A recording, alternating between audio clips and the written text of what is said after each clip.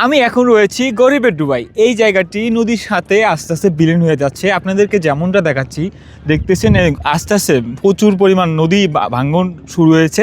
দেখতেছেন এই গরিবের ডুবাই কিন্তু এখানে ছিল না, গরিবের ডুবাই আরও ওদিকে ছিল। এই জায়গাটি হয়েছে একটি চায়না ইপোজিটের একটি শিল্প কারখানাকরণের জন্য এই জায়গাগুলো এই কিনা হয়েছে, কিন্তু এই চায়না ইপোজিটে এখন পর্যন্ত কোনো কিছু হয়নি। আপনাদেরকে যদি আমি এখানের আরও একটু দৃশ্য দেখাই, এই জায়গাটি খুবই দেখতে অনেক সুন্দর দেখা যায়, কিন্তু এই এই জায়গাতে অনেক মানুষ আগে ঘুরতে আসতো, কিন্তু এই জায়গাটা আস্তে আস্তে নদীর সাথে বিলীন হয়ে যাচ্ছে। এই জায়গাটি হলো ভোলা শান্তির হাট, যেই বালির মাঠ বলে, কেউ বলে গরিবের ডুবাই।